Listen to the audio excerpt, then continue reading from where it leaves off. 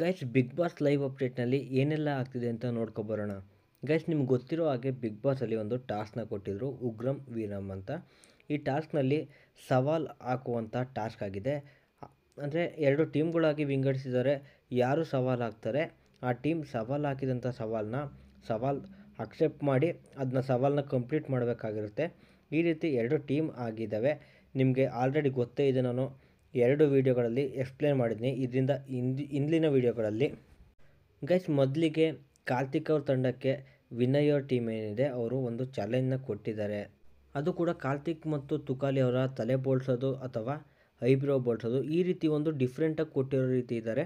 ಅದರಿಂದ ಅವರು ತುಂಬ ಯೋಚನೆ ಮಾಡಿ ಕೂದಲೆಲ್ಲ ಮುಟ್ಕೊಂಡು ಹೋಗುತ್ತಲ್ಲ ಅಂತ ಫೀಲಿಂಗಲ್ಲೇನೋ ಅವರು ಒಂದು ಸ್ವಲ್ಪ ಎಕ್ಸ್ಪ್ರೆಷನ್ ಎಲ್ಲ ತೋರಿಸಿದ್ರು ಗೈಸ್. ಅದರಿಂದ ಆ ಟಾಸ್ಕ್ ಅಂದರೆ ಅವ್ರು ಏನು ಕೊಟ್ಟಿದ್ರು ಆ ಸವಾಲನ್ನ ಅವರು ಕಂಪ್ಲೀಟ್ ಮಾಡಿರೋ ಥರ ಇದೆ. ಸೊ ಅದಾದಮೇಲೆ ಕಾರ್ತಿಕ್ ಟೀಮ್ ಅವರು ಒಂದು ಸವಾಲನ್ನ ಹಾಕಿರ್ತಾರೆ ಅನಿಸುತ್ತೆ. ಆ ಸವಾಲನ್ನ ನೀವು ಕಂಪ್ಲೀಟ್ ಮಾಡ್ತೀರಾ ಅಂತ ಕಾರ್ತಿಕ್ ಟೀಮಿಂದ ಮೈಕಲ್ ಅವರು ಉಸ್ತುವಾರಿ ವಹಿಸ್ತಾ ಇದ್ದಾರೆ ಅನಿಸುತ್ತೆ.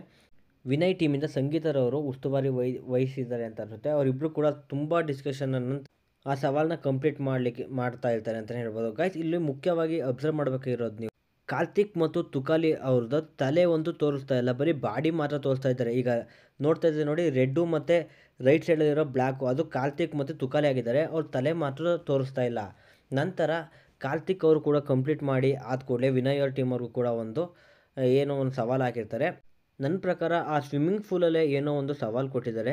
ಸ್ವಿಮ್ಮಿಂಗ್ ಪೂಲಲ್ಲಿ ಏನೋ ಅಂದರೆ ಜಾಸ್ತಿ ಹೊತ್ತು ಯಾರು ಉಸಿರು ಇಟ್ಕೊಂಡು ಮುಳುಗೋವಂಥದ್ದು ಅಥವಾ ಜಾಸ್ತಿ ಹೊತ್ತು ಸ್ವಿಮ್ಮಿಂಗ್ ಮಾಡುವಂಥದ್ದು, ಯಾವುದೋ ಒಂದು ರೀತಿ ಡಿಫ್ರೆಂಟ್ ಸವಾಲು ಕೊಟ್ಟಿರೋ ರೀತಿ ಇದ್ದಾರೆ. ಅದು ಕೂಡ ನಮ್ರತಾ ಮತ್ತು ಸ್ನೇಹಿತ್ಗೆ ಇಬ್ಬರು ಕೂಡ ಸ್ವಿಮ್ಮಿಂಗ್ ಪೂಲಲ್ಲಿ ಆ ಸವಾಲನ್ನ ಕಂಪ್ಲೀಟ್ ಮಾಡಿದಾರೋ ಇಲ್ವೋ ಅಂತ ಗೊತ್ತಾಗಲಿಲ್ಲ. ಬಟ್ ಅವರು ಸ್ವಿಮ್ಮಿಂಗ್ ಪೂಲಿಂದ ಎದ್ದು ಮನೆ ಒಳಗಡೆ ಹೋಗ್ತಾ ಇರೋದು ಮಾತ್ರ 100% ಗೊತ್ತಾಯಿತು. ಇದೆಲ್ಲ ಟಾಸ್ಕ್ ಎಲ್ಲ ಮುಗಿದ ನಂತರ ಮನೆ ಒಳಗಡೆ ಸಂಗೀತರವರು ಊಟ ಮಾಡ್ತಾ ಇರ್ತಾರೆ.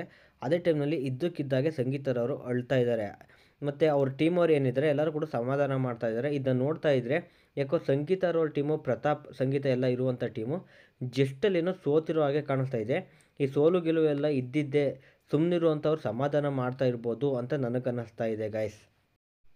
ನಿಮಗೆ ಯಾರ ಟೀಮ್ ಗೆಲ್ಲಬೇಕು ಮತ್ತು ಯಾರು ನಿಮ್ಮ ಫೇವ್ರೆಟ್ ಕಂಟೆಸ್ಟೆಂಟ್, ಇವೆರಡರಲ್ಲಿ ಯಾವುದಾದ್ರೂ ಒಂದು ಕಮೆಂಟ್ ಸೆಕ್ಷನಲ್ಲಿ ಕಮೆಂಟ್ ಮಾಡಿ ತಿಳಿಸಿ ಗೈಸ್. ಓಕೆ ಫ್ರೆಂಡ್ಸ್, ಬಾಯ್.